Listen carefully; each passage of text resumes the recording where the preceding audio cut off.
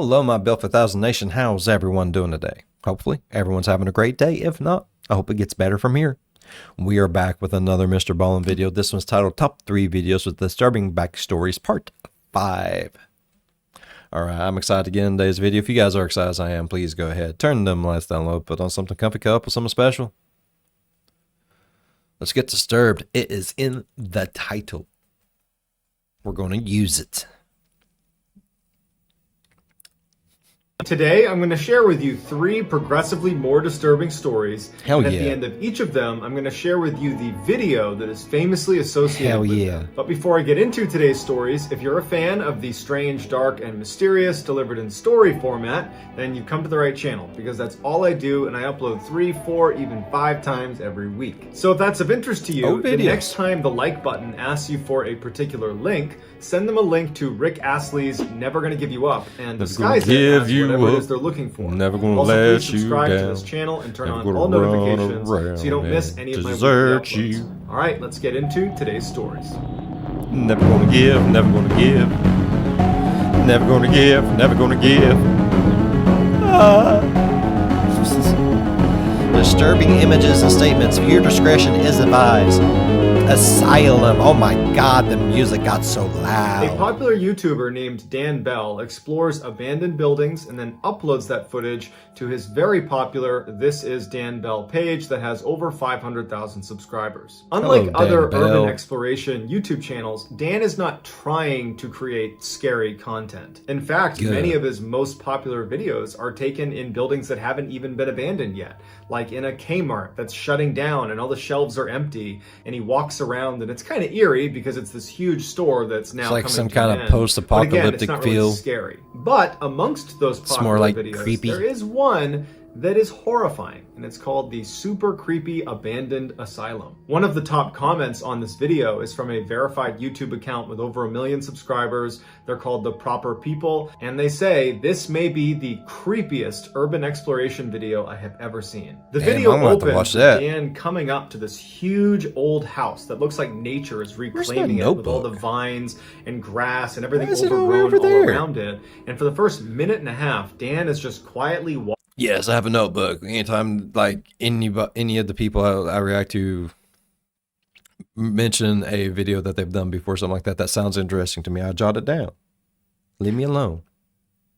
Walking around the perimeter of this building, and you don't really know what it is, besides obviously the captions given away it's an asylum, but it doesn't look like an asylum. It looks like a random house in the middle of the woods. After about a minute and a half, Dan makes his way over to the side of this building, and he sees there are some stone steps that go down into a door that clearly feeds into the basement of this building. Dan walks down the stairs, he opens the door, and he walks into this hallway, and as soon as he goes in, because his camera had been filming in very bright sunshine outside, it takes a minute for it to focus on the hallway, which is totally dark. But once the camera focuses, you see all this old clothing strewn about on the ground, and the paint is peeling off the walls in every part of the building. When Dan filmed this, he was not out loud narrating as he walked around the building. Instead, while he was editing the footage, he must have recorded himself doing a narration, and that narration picks up as soon as he gets in the hallway and the camera has focused. He begins walking down this hallway, and you hear under his boots the crunch of broken glass, and as he's walking, you hear Dan's voice say, "This is a children's asylum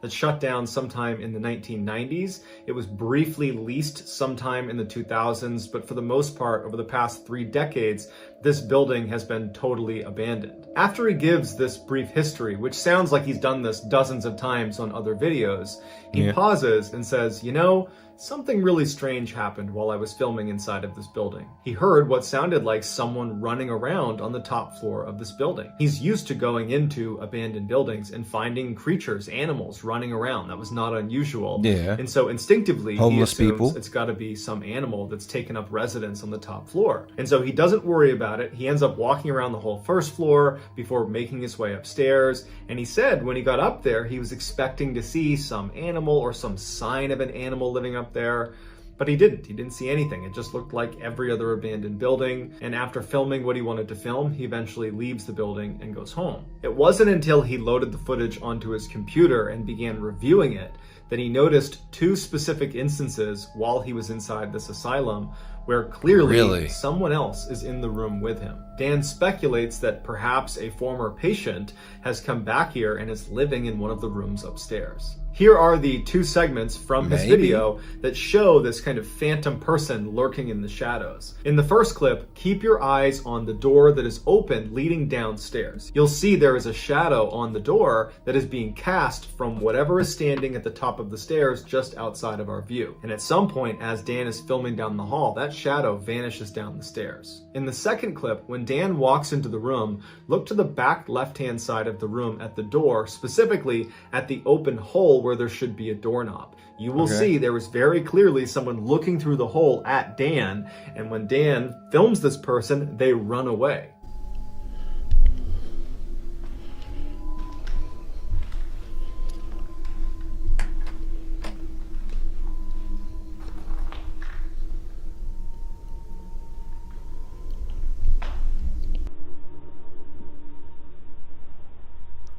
Oh, okay, on the door.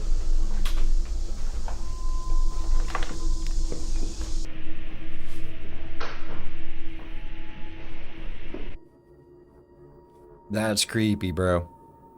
Missy Beavers was a wife, a mother of 3 girls, and a hardcore fitness instructor. She lived in Midlothian, Texas, and she taught a fitness boot camp out of a local church at least 1 day a week, every week. Missy was extremely bubbly and outgoing, and everybody seemed to really like her, and her personality really shined on social media, where she was an avid Facebook user, often posting multiple times a day, every day of the week. Missy would post information about upcoming fitness classes, either that she was teaching or that she was simply participating in. She would also post her own fitness regimen and her diet. She was very focused on health. She also shared fairly personal things, like pictures of her family and where they were going and what they were up to. And she left her personal cell phone right on her Facebook page. So clearly, Missy was fine with kind of being out there. On April 17th, 2016, there was a weather report that came in that the next day there was going to be really, really heavy rain, in particular in the morning. And Missy's class was scheduled for the next morning at 5 a.m. and she started getting calls and text messages from the people who were going to that class asking, is this class still going to happen? By 7:55 p.m. that night, so many people had asked about it that she decided to just put a public post on her Facebook page addressing the weather. And it just said, if it's raining, we're still training, no excuses, you are gladiators. On the post, she included directions of how to get to the church, where this class was going to be in the church, what time they were starting, and what they could expect. Later that night at 9:23 p.m., she did another Facebook post that said, going to bed, I have to get up tomorrow at 3:30. The next day at 4:16 in the morning, a street security camera picked up Missy pulling into the church's parking lot. Even though her class didn't start until 5 a.m., she liked to get there early to make sure the classroom was set up and to warm up a little bit and make sure she was super motivated and cheerful as soon as they walked in. The security cameras inside the church capture Missy walking in through the front doors at 4:20 in the morning. Then, just before 5 a.m., the first couple of students arrived at the classroom and they walk in to find Missy laying on the ground, bleeding from her head, totally unresponsive. They call 911, police and paramedics show up, and as soon as they get there, they pronounce Missy dead. Initially, there was some speculation that she might have fallen and hit her head, but they noticed all these puncture marks in her head that looked intentionally inflicted, like someone had struck her. And later, when they reviewed the security footage from inside the church, it was confirmed that she definitely was murdered. Earlier that morning at 3:50 a.m., so 26 minutes before Missy arrives in the fucking church to beat all, an unknown figure wearing police tactical gear from head to toe breaks into the church. From 3:50 in the morning when they first get inside the church to 4:20 in the morning when Missy walks through the front doors, this unknown figure just kind of strolls casually up and down the halls of this church. It looked like they were carrying a hammer or perhaps a crowbar, and periodically as they're kind of casually walking down the hall, they would turn to a window of a door and they would break it with whatever they're holding in their hand, and then they would just keep walking on. Like there was no reason for them to break the window, they're just bored. And this was actually an important point that police would make about this footage. This person walking around does not appear to want to vandalize the church. I mean, they're breaking a couple windows, but they could have done a lot more damage to the building. They didn't. They don't appear to be looking to steal anything, and in fact, later police would confirm that nothing was stolen. What it looks like they're doing is just kind of wasting time, like they have some clear objective for being To here, kill the lady. but they can't do it What? quite yet. They're waiting for a trigger of some kind, and it would turn out that that trigger was Missy walking through those doors at 4:20 in the morning. As soon as Missy made her way into the classroom, the assailant followed her and proceeded to beat her to death with whatever they were holding in their hand. By the time police arrived a little after 5 a.m., the suspect was long gone. Initially, police believed it was going to be fairly easy to identify who killed Missy. The person on camera wearing the tactical gear had a very distinctive gait with their feet turned out, and they walked with a bit of a limp, Pigeon toe. and they had very slouched posture. And the police No? figured as soon that as we pigeon put toe? this I don't surveillance know. footage out in the public domain, someone's going to come forward and say they recognize this person. But despite the hundreds of leads that poured in from people after watching this video saying, oh yeah, I know this person, well, the police checked into all of them and they all checked out. Everybody had an alibi. And so years later, the police are still not able to identify who killed Missy or why, and so her case remains unsolved. Here is the security footage of Missy's killer casually walking around the halls, aimlessly smashing windows and opening doors, just waiting for Missy to show up. Okay.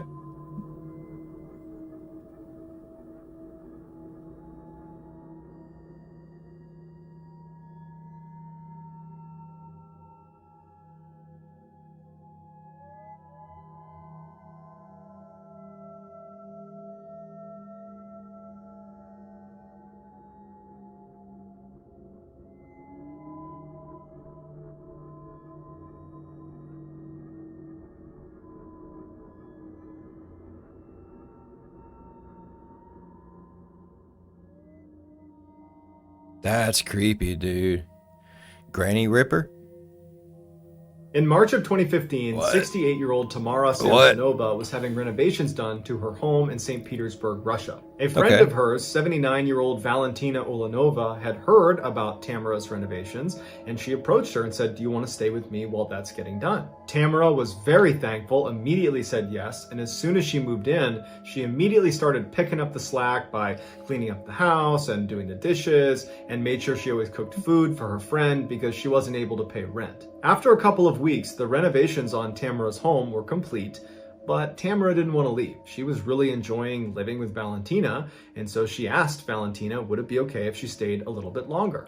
Valentina was a little bit reluctant, but did ultimately say, okay, that's fine. A couple of months go by, and Tamara is showing no sign that she plans on leaving Valentina's home anytime soon, and Valentina is getting increasingly frustrated with that reality. Finally, in late July 2015, Valentina confronts Tamara and says, you gotta go. And Tamara just says, no, I'm not leaving. This causes a huge fight, What? but at the end of it, Tamara still doesn't leave. So for a couple of days, the women just do not speak to each other. The silence is finally broken on July 23rd when the women get into a fight about some empty cups in the sink that one of them was supposed to clean, but they didn't, and they fought about whose responsibility it was to do the dishes. And then of course, the whole subject comes up again of Valentina saying, you shouldn't even be here, you need to leave. And Tamara's like, no, I'm not gonna leave. And so another big blowout fight happens. But at the end of this fight, Tamara finally concedes and says, okay, I get it. I need to leave. Just give me a couple of days and I'll be out of your hair. Immediately, the tension Did is she gone get in it? the room. They're no longer fighting. And Valentina is happy that she's finally going to get her apartment back. And Tamara says, look, I'll make us dinner tonight. I'll go out and get some food. Tamara leaves the apartment and goes to a pharmacy and gets a whole bunch of sleeping pills. And then she gets the ingredients to a particular salad that she knows Valentina really likes. She goes back, she starts making dinner, and as she's making this salad, she crushes up the sleeping pills and mixes the powder with the salad dressing and gives that to Valentina. And Valentina, who's very hungry, eats the whole salad and doesn't notice anything is wrong. As soon as shit. Tamara was sure Valentina had eaten the entire salad, Tamara just goes up to her room and goes to bed. A couple hours later, at about 2 in the morning, she goes back down to the kitchen and she sees Valentina is passed out on the ground. Tamara goes up to her and sees that she's still breathing, which was a disappointment because she wanted her to die from taking all these sleeping pills. But it doesn't matter. She takes out her hacksaw that she had borrowed from the neighbor earlier in the day and proceeds to butcher Valentina. What and the she fuck? makes special care as she's cutting her into pieces to remove her lungs and not damage them, because Tamara had a taste for human lungs. It was actually her favorite food. She took Valentina's head and she put it into a big pot of water and began boiling that to eat it. The rest of her was cut up into as small of pieces as she could get them and then wrapped in a shower curtain and placed in various bags. As Valentina's head and lungs are being cooked on the stovetop, Tamara begins making dozens of trips from the apartment down the stairs, out the front door, all the way down to the lake that was near their property, where she would dispose of the body parts before coming back and getting more. Valentina's hips and legs were apparently too heavy to haul all the way down to the lake, so she took them to a nearby forest. Tamara's final trip sees her carrying a big silver pot, inside of which is Valentina's head, or at least whatever is left of it after Tamara was done eating most of it. 4 days later, on July 27th, a young couple that was living in the same apartment complex as Tamara and Valentina were out for a walk with their dog out near that lake. And as they're walking, their dog takes off running and stops in front of this huge bag that it's sniffing and pawing and trying to open. And the owners of the dog try to call it back, but they can't get it to get away from this bag. And so the owners walk over and they kind of poke the bag. They can see it's pretty heavy, and they open it up and they find a human torso, and it's Valentina's. When the police show up, the first thing they do is they go to Valentina's apartment, and they're surprised to find Tamara living there. And they're kind of sensitive with her, and they say, your friend, your relative, was just found deceased and we need to look around the apartment. Tamara was completely indifferent. She did not care. They had just discovered her body and she didn't care that they were searching the apartment.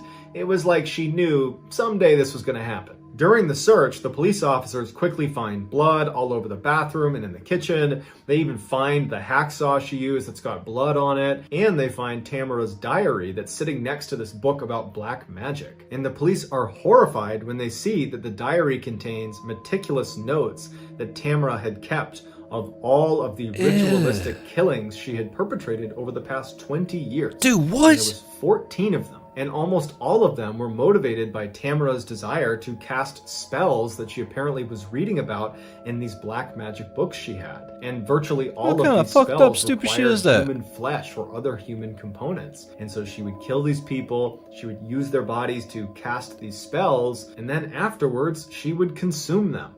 Not because that had anything to do with the spell, but because she liked the way people tasted, in particular, human lungs. The police arrest Tamara, who doesn't put up a fight. She says, yep, you got the right person. I did all this. While Tamara was on trial, she seemed like she was in a great mood. She told the judge, I hope you give me a really severe punishment. I expect to die in prison. She was seen blowing kisses to reporters. It was like she was just totally out of touch. Or maybe she literally knew this was going to happen and just didn't care anymore. Tamara, who would be nicknamed the Granny Ripper by newspapers over the course of this trial, was given a life sentence, and to this day, she is still sitting in jail. Here is the surveillance footage of Tamara disposing of Valentina's body, as well as some shots of Tamara during her trial.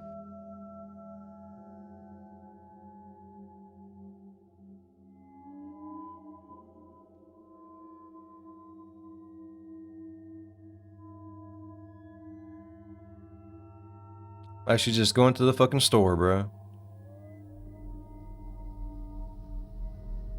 Little old lady, too. You seen that, right? You can't trust no one no more. Little old ladies can be evil, too.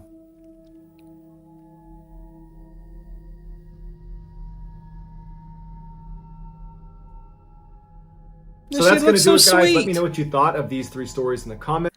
That's so fucked up. She looks so sweet, but she's a eating cannibalistic murderer. My nose is so itchy. What the fuck? Alright. Damn, MrBallen.